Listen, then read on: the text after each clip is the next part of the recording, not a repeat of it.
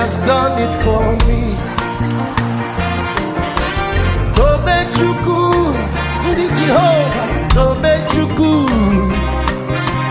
Tobechuku, he has done it for me. Is that your testimony? Listen. Even before I prayed, Jehovah Nisi answered me. Tobechuku, he has done it for me. He has taken away my fears and given me peace of mind. Tobechuku, he has done it for me. See the way he answered me. Tobechuku, Tobechuku, Tobechuku, he has done it for me. See the way he lifted me. Tobechuku, Onyekeru, Tobechuku, Tobechuku, he has done it for me. Let the trumpet play.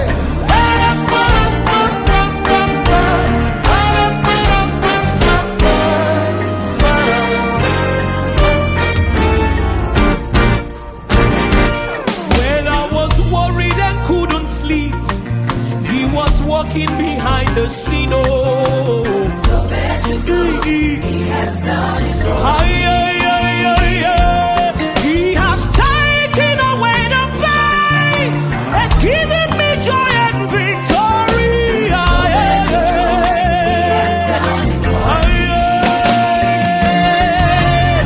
Tobechuku,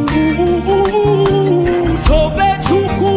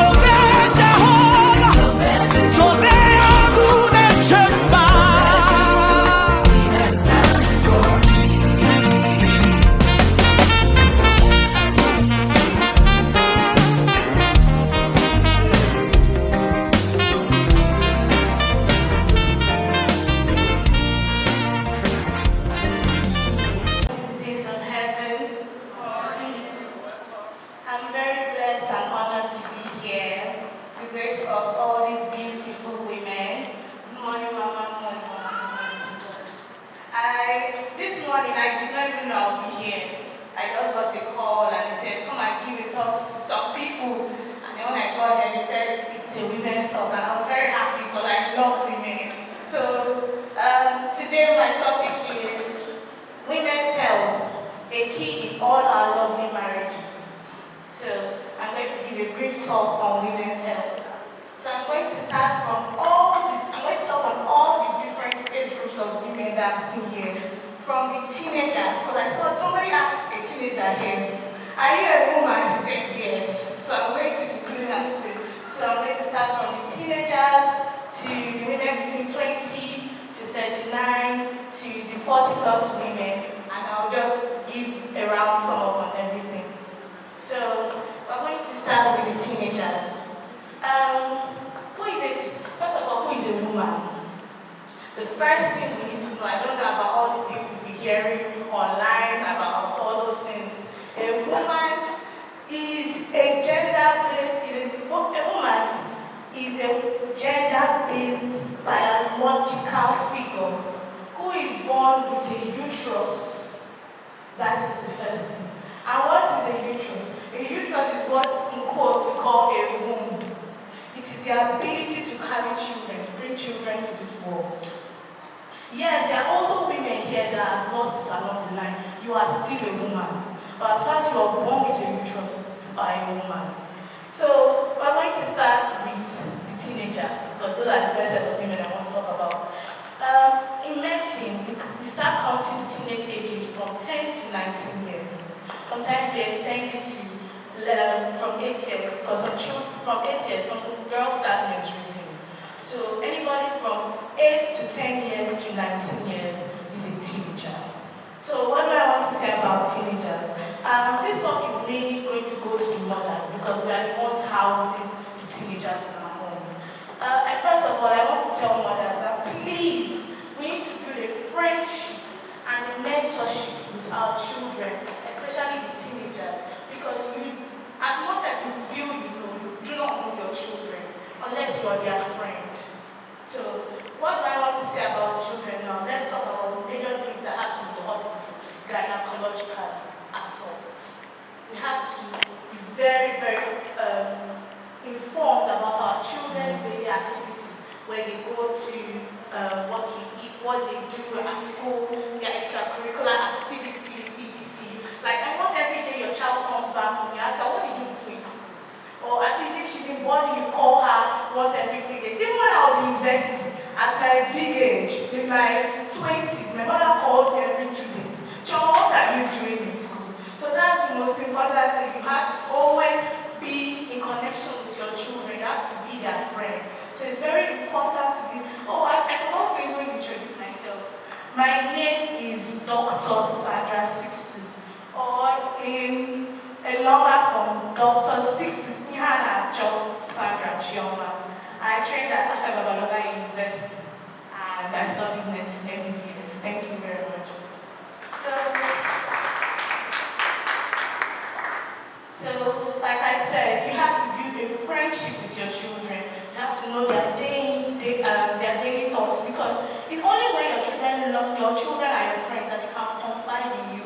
I've seen cases of girls between 13 years, 11 years, coming to the hospital with teenage pregnancy. Some of them is even their cousins, the people that will bring into our homes to watch our children and do these things to our children. And the only way your child can tell you, Mommy, this is what I'm going through, is if they're your friends. If they're not your friends, they're too scared to tell you, because it's not every time that you see your child, you hit her, bah! Don't do this thing again, no.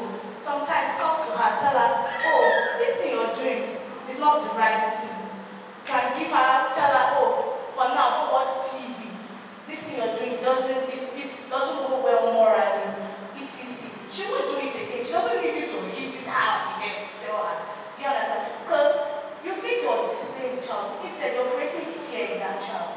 Try and reduce the fear you create in your child.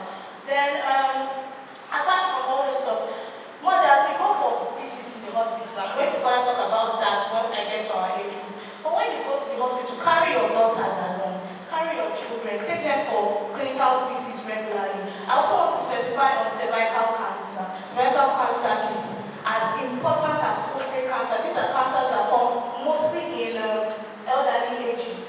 So please try and get your children vaccinated for cervical cancer. You can avoid those things now.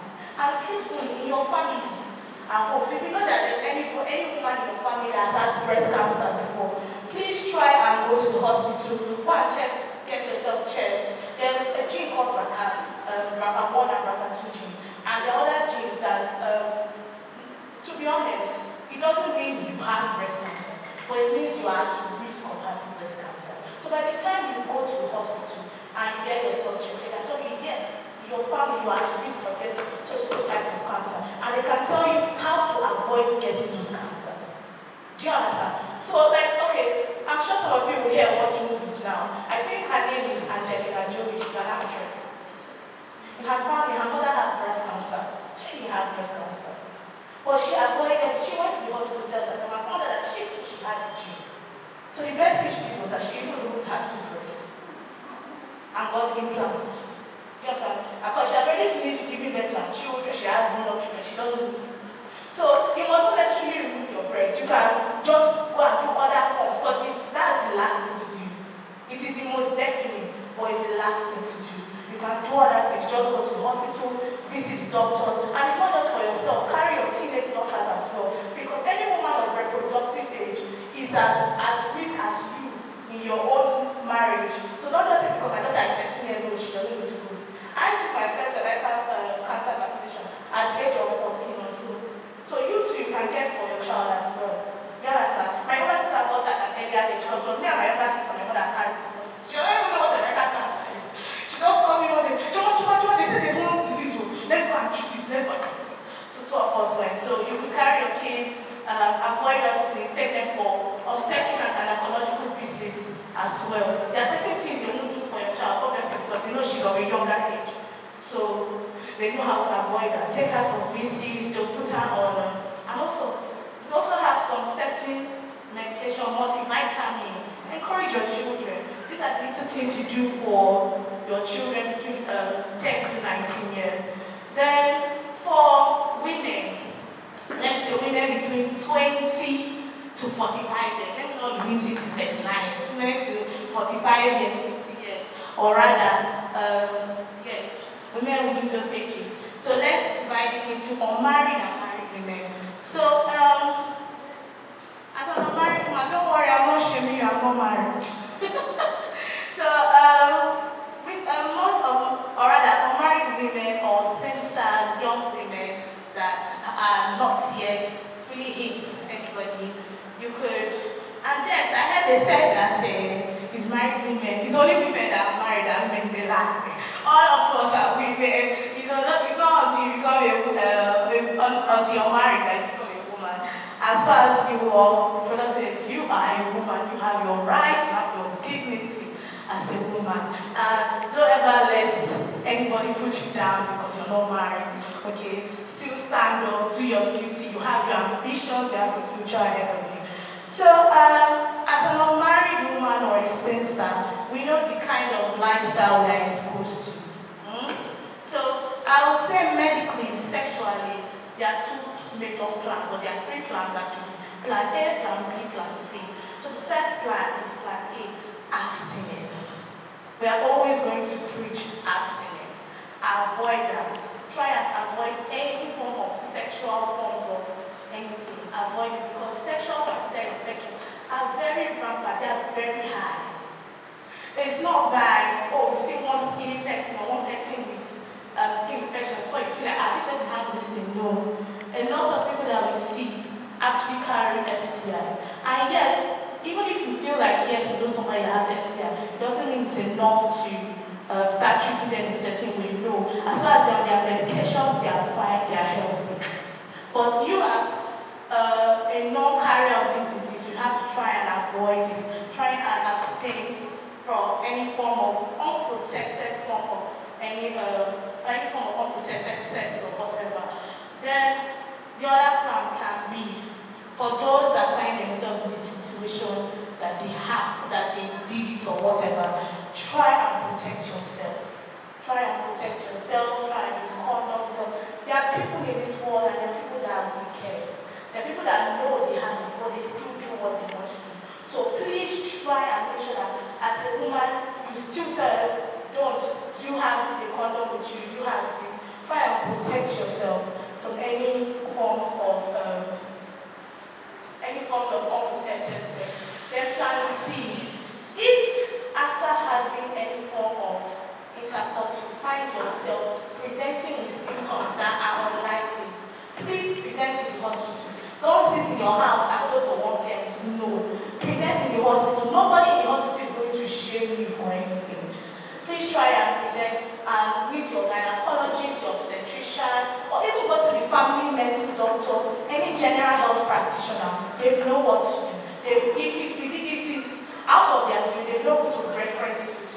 Do not sit at home and try and treat yourself.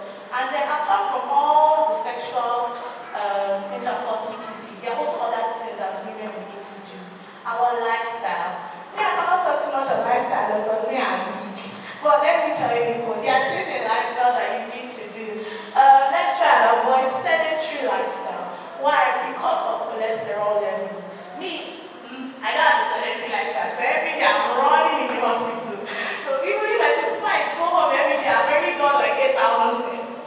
So me, I'm up and doing. So because of that, I'm lucky enough that I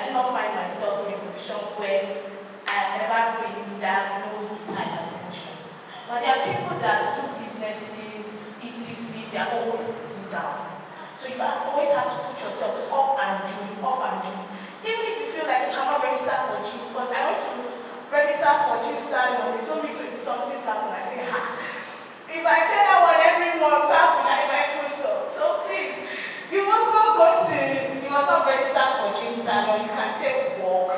Just if you use an iPhone or any Android phone, you can download health app. On iPhones, there are health apps. It helps you calculate your steps every day. I used to be bigger than this, way bigger than this, when I was in medical school, because at some point I went through something, so I was always eating. But then I got to a point, I looked at myself. My promoter came one day, he said, "Sisters," I said, "Sir." He said, "Look at your BP, you are going to 139. If you know what is good for you, you know what to do." The next day, 6 a.m., I was up. I started walking. I'll be walking around the whole federal teaching hospital. You do it. Till the end of all the promoters now knew me as that girl that did not have a friend because she's always trekking the room. So please try and wake up in the morning, do your duties, try and take long walks. If you know taking long walks is not really your thing. Doing house chores help. My mom, every day, even when she was not to do, they swept the house when she wants to sleep again. Not because she needs to sleep, because she said that, "Joma, I'm running exercise." She has one bucket of granite. Every day she go and pick 100 stones and drop it back. She said she's one, so everybody should be back. But truthfully, within her age, she's one of the youngest people. Maybe see that my mom, I even older than her because she's small. Because she's very into the fitness lifestyle. Because now she's retired, she doesn't do more. So all she does is her fitness. She cooks, she does her fitness. That's her daily duty. So if you know you have that flexibility of your schedule, you do businesses, you can do these things at the luxury of your homes. And then yes, if you're a working class woman, you need to go to work. You can wake up at an earlier time and do this thing. And if you still feel you cannot do it, if where you work has upstairs, don't be walking up and down. Nobody will tell you anything. It's not you hire to say what about you do, I can't. Be working, nobody's going to tell you to just walk up and down. And you within a few moments, you realize that those distances you used to walk before and you're panting, you'll be panting again. Before every day I was saying that let me be using boats, let me be using cars. But I said no. I will use ring road and trek. The first day I trekked ring road, hey! For no reason though, I went to trek ring road. I came back and said I cannot do it again. The second day, I never used handkerchief, I took face towel. I sweated. I did it again. Third day again, fourth day again. Before I realized it became a clue for me. Today I can trek from here, if I want to go ring road, I can go it 4 times, nothing will happen. As far as I'm not really sure. Yes, I can. Obviously, and because of how much I have dedicated myself to walking, etc., I can walk on hills even at my side, even on higher hills, and I'll be fine because I've taught myself how to walk. It also helps you in your courage, in your stance, in your daily activities. Then, apart from that, there are also other things you need to avoid. You need to avoid things like alcohol, smoking. It is not good. And it's not just for you, for your husbands as well. Please, I know as women, we try to keep our men in our homes and we try to tolerate some things that they do. Things like smoking, you cannot tolerate it in your homes. Why? Because one person smoking in your house does not just put that person at risk. It puts everybody in that person's surrounding at risk as well. As a mother, as a woman, as an adult age group, it puts you at risk for something we call COPD, obstructive pulmonary disease. It comes at a later age, it's like an older version of asthma, and it puts your children at risk of asthma. So please, don't tolerate things like smoking in your homes, and also alcohol. Try and reduce it in your houses. Growing up, my dad used to take alcohol, but we never saw it in my house. My mother made sure that if he wants to do anything, she should carry it outside. Till today, I've never seen my dad drink.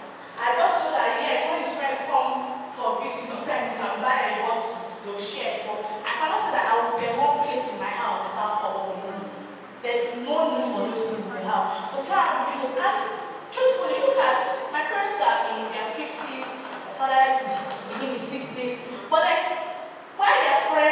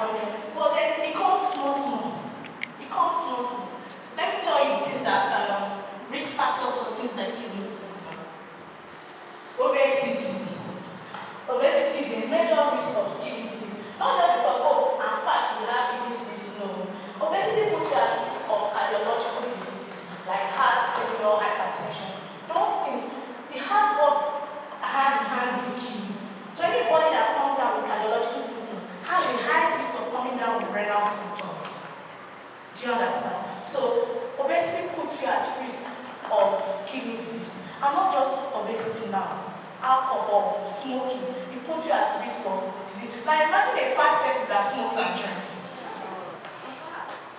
You see the issue? You see where? So those are people that say, I'm a giant person. You go to a party, you will chop big rice. You will drink. You even go to after party. It's not today to come out. In like 20 years, you will see yourself and you will be so confused. And you'll be like, who do you need this one? Now you do yourself. Nobody do you. So those things we need to try and avoid them. Those things they put you at risk, not today, but it could also be in the future, not just yourself, your children. Because the truth is that if you have all your children will go and taste it. So try and reduce those things being in your houses, and also for yourself, and also for pregnant women. You will be already know that we don't take those things now. We have to avoid them in total because it can lead to fetal demise, and not just fetal demise. It can lead to I'm thinking of the exact word in my head, or malformation of the fetus. Your children will come out deformed, like, hey, I gave my child, is not like a normal child. What happened? Is that boy you're drinking? You're taking at an early stage in your pregnancy that cost. And not just alcohol, please try and attend your antenatals. It's very important to go for antenatals as a pregnant woman. Don't say, I had one occasion, so I had to miss it. There's a reason for a specific antenatal date. If you notice, there's the first time that you go, they'll tell you, come every 1 month, come every 1 month, come every 1 month. At some point, they'll tell you, come every 2 weeks, come every 2 weeks, come every 2 weeks. But they'll tell you, come every week, come every week. It's because there's a sequence to it. There's an amount of weeks that they tell you need to come every month. Then, when it gets to the stage, they need you to come every 2 weeks. Then they need you to come every week. There's a reason for everything. And you don't need to start having too much anxiety as a pregnant woman, because I've been in the clinic before. I'll be checking this thing, fetal size and everything. The next thing, the woman will just do, this happened to my baby, nothing happened to your baby. I know what I'm doing. You need to relax. So you don't need to give yourself too much anxiety, because too much anxiety can lead to high blood pressure. High blood pressure can lead to hypertension. Hypertension can lead to preeclampsia. And we know we want to avoid preeclampsia during pregnancy. And also, apart from the fact that, and also, if after you give birth, it does not just say, it's not just enough to say, agreement, diabetes, don't do is a lie. Still come to the hospital. I've seen a woman, that was my first case of postnatal eclampsia. I saw it during my house job in Central Hospital. This woman, I knew her from antenatal, she's my friend. That day I was the one on call. The next thing, her husband just came. He said, you just held my chest. I was not just one of the doctors that saw her during antenatal.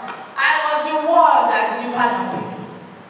And then the day she came again, I was the doctor on call. The next thing, and that day I even suffered. I was going upstairs to go and buy coca. I saw Wayne that day. Then the next thing, her husband just held my shirt downstairs. I said, what happened? He said, help me, my wife not to see again. I said, as he just said that one, I just said, eclampsia has come. Not because I had seen it before, but because I had read about it, so I knew this was definitely eclampsia. Because that woman just gave it like last week. So don't just say, because you give them everything done well, no. You know, immediately, as she just told me, so she noticed it. I not tell you there's eclampsia. I just told you, come upstairs.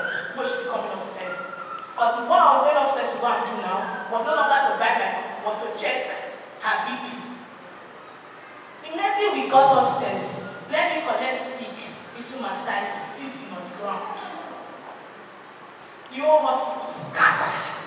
Because eclampsia puts you at risk of demise. Eclampsia kills. So, as this woman just started seizing, I ran to nurse's desk for emergency drug. They did not have government hospital now. I ran to pharmacy. Pharmacy did not have the drug. I ran to pharmacy. Pharmacy did not have the drug. I had to run to one of my chiefs. I said, chief, they are seizing upstairs. They are seizing. Everyone is seizing. There's no drug in the whole hospital. So my chief that had drug in his car, that he used for his private hospital, that now brought her to give that woman. You see the risk she put herself.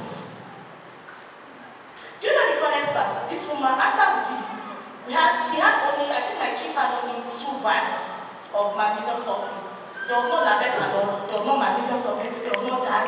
I was even shouting. I went to go and meet the head grandfather that, Chief, there is no empty, there's no gas, there's no max, there's no latex in this hospital. Ha! And we are running a gynecological hospital. Because why? It's not every day women come to eclampsia. Because eclampsia does not just start. It's something, once people is coming, we are treating it. Once it leads to PIH, we are treating it. Once it leads to preeclampsia, we are treating it. She passed all these stages and got to eclampsia. Do you understand? So, if not my chief had 3 files, that's what we started with. We now go to draw on paper and told our husband to go and buy. Inside one pharmacy. This was like around 10 p.m. in the night. The husband was crying, was only the neonates that she just gave birth to. They had to give the neonate to one of the women that is a patient to be carried the baby to the husband ran and came back. That day, that woman lost consciousness. Till the following day. In fact, she had lots of consciousness, but she later recovered, but she was not still aware of her environment. I was tapping this woman. What's your name? She didn't answer me. What's your name? She didn't answer me. What's your name? Because 12 a.m. I was still awake. I was tapping and trying to get her consciousness. The next thing I just shouted, you know what, wake up, Abby. Your pikin there, they cry. If you like, maybe I said that was she was like, my baby. I said, oh, that one has brought it back to life. Your baby. So you can imagine this baby like this. Not so she couldn't remember her name, but she remembered that she gave birth. But then I asked her, where did you not go to the hospital? She said, nobody there. I was like, my husband not there. They go work. Nobody today. So they monitor the children. I make a statement, I stay house. I said, 980, same way to stay house. She first started having headache. She had headache for 4 days. She did not come. She started feeling weak. She did not come. She could not sleep for 2 days. She still did not come. She said she's looking at children.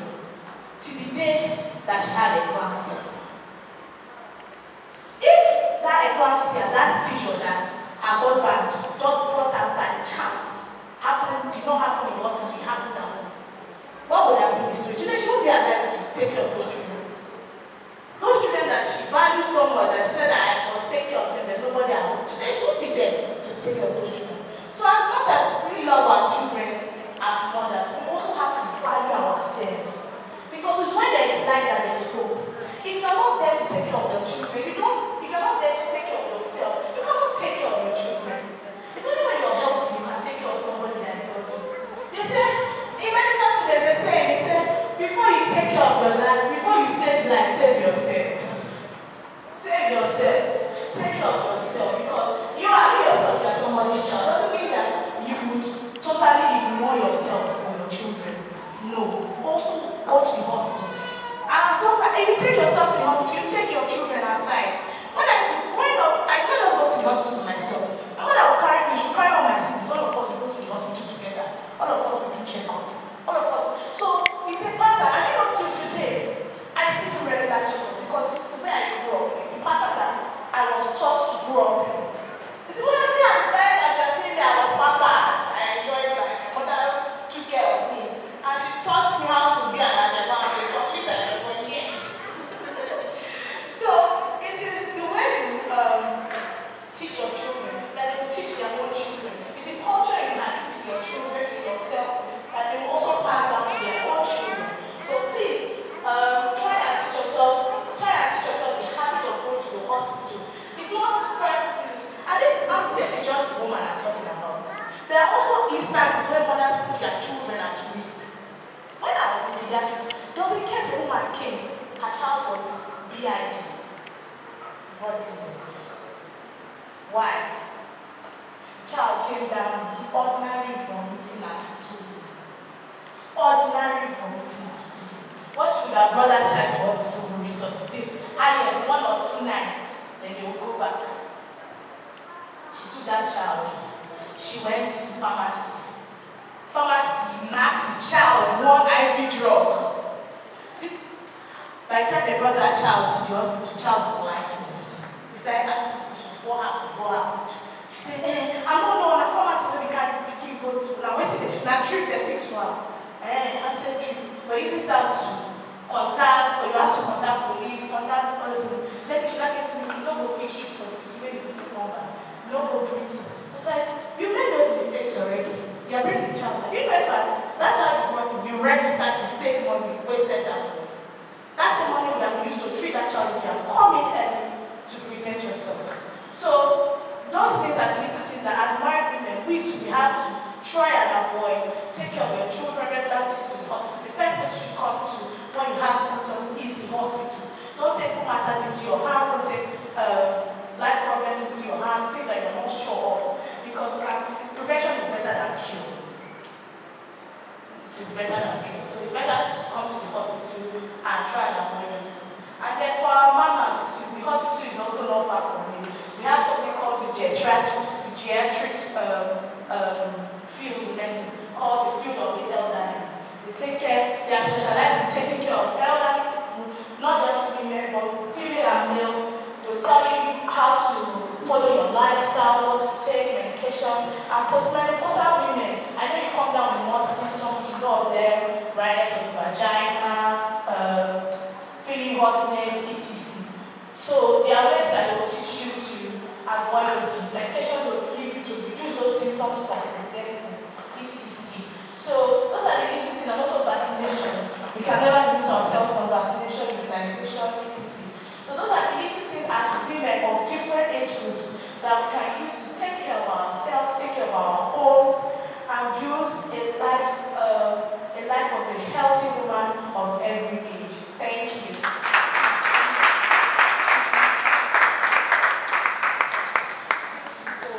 Thank you. Rundown of what our foundation is. Our foundation is Liberty Community Health Foundation. And basically we're into charity work. We do free medicals. We actually started in 2022. And the founder of the foundation, his name is Dr. Musa Iwe Liberty. He's in the US, doctor in the US. But he's presently building a hospital here in Benin City. A very massive hospital at Iriri. I believe most of us will know where it is, off the Road. By the grace of God, I'm very sure the hospital will be completed very soon. And when it's completed, it's going to be one of the very best hospitals, not just in Africa, as in not just in Nigeria, in Africa as well. Don't worry, when you get there, you see what I'm talking about. Okay, and he's into more charitable work. Okay, we'll be doing free medicals, like I said. We started in 2022 when we did the groundbreaking ceremony of the hospital at Iriri. And the former commissioner for health, Dr. Patrick Okodia, was the one that did the groundbreaking ceremony with other dignitaries that came.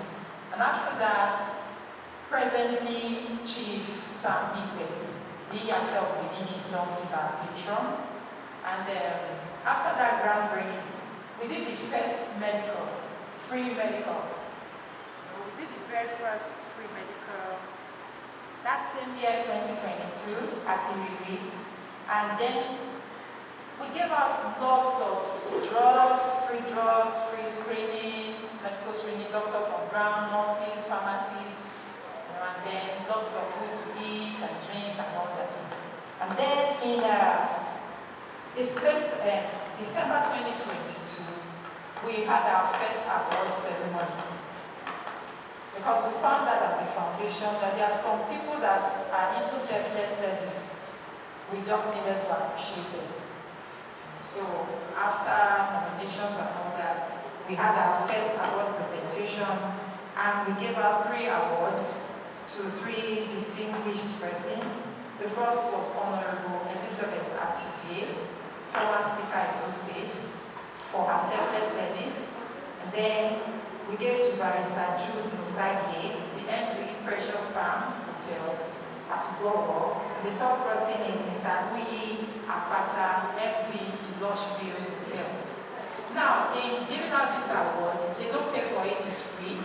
We just want to encourage them. We are not into politics. We are an NGO. Okay, so we do free medicals, like I said, And we use that to just encourage them that they should give more to the society. And then we did our second free medical was in March 2023 at Idowina community. We gave lots of things to the youth, women, men, children. In fact, in that particular event, there were 3 orphanages that came together that we gave things to, gave foodstuffs to. And then we gave water filter because during that period, there was cholera. We noticed there was cholera around, so we gave water filters to the elderly in the area there. And after that,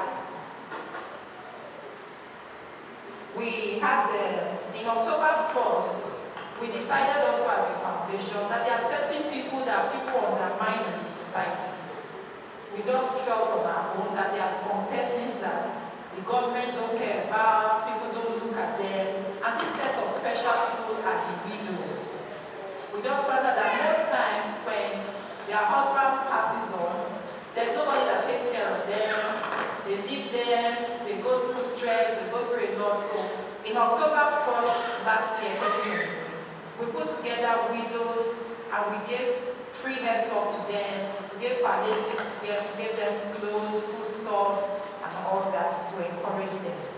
And then this same 2024, okay, in January, we had another free medical screening where we put together not just women, widows, orphans, children, we also put together sickle cell sufferers. We found out again that there are sets of people that they go through a lot when they are having their crises. There's nobody there for them, nobody cares. So we came together again and attended to the sickle cell sufferers. Then we did our second award ceremony also in January 2024, and we gave awards again to some special persons. His Royal Highness Professor Aduwa Ukegben is the Inoke of Ogbe song. We gave to Esther Edokwai Obagwe. He's a music special background. Okay, and then we gave to Austin Egbakon. He's a coach, Nigeria coach, football coach. We gave to Dr. Patrick Okodia, a consultant for ear, nose, and throat, the surgeon. And then we gave to Princess Aisha Okoje. She's a UN ambassador and a humanitarian. Okay, so just this same year too, we've gone to a particular church again when they had their women convention like this. Okay, we did a head talk, free head talk for them, gave them the little stuff that we have also to appreciate them. So when Mama called that they will need the foundation to do same for this your program, Dr. Musa felt it would be very nice to also come and just try to be part of you, and then invite you for our forthcoming program. Our forthcoming free medical program is coming up in January 31st. Okay, as we're done with the date, I'll let us know. Please be part of it. In that free medical, there will be eyeglasses given out, free checkup, because it's very good. I remember Dr. Sandra was talking now. She made us understand that we need to know about our health. Knowledge is power. Okay? There are certain things we go through. It's not everything that is demon possessed. It's not everything that is witches and wizards from the village. Praise the Lord. By the grace of God, I'm a pastor, so I know what I'm talking about. There are certain things people go through, and they just tag it to, oh, I think he's from my village, this attack is coming. It's not. Try as much as you can to see a doctor. I remember when I started early menopausal thing, I felt it was like, God, what is this? The flashes, the hot flashes, I just can't sleep, I feel hot inside. But if I was not aware of it, I won't know. I would just be thinking something is coming from this end, my husband's side, or whatever. Please, I beg of us, let's try to check our health. Check your health status, find out, check your BP, check, and then after you know, you can then begin to add prayers to it while you are maybe taking your medication if you want to take medication. But then please go to the hospital, do a checkup. Okay? So on behalf of Dr. Musa Aigbe Liberty, I want to say thank you to Mama for giving us the opportunity to share with you people. Okay? And please don't do self-medication. That's what most people do. Instead of going to the hospital, just run to the chemist. You're not able to say, I'm feeling pains, I think it's malaria. There are different types of malaria. Okay, so don't just go and then start treating, you find that you're not getting well, you'll be wondering. But this foundation, what we do is we give out free medication, free eye treatment, drugs when the doctors check you and all that. So once again, like I said, thank you so much for giving us the opportunity to share with you. And I want to invite us again. Please try and be on ground for the event. It's coming up in January. I'll pass the date when we're done with this Mama Sushi and let you know. You come over and see what Dr. Musa Aigbe Liberty is doing.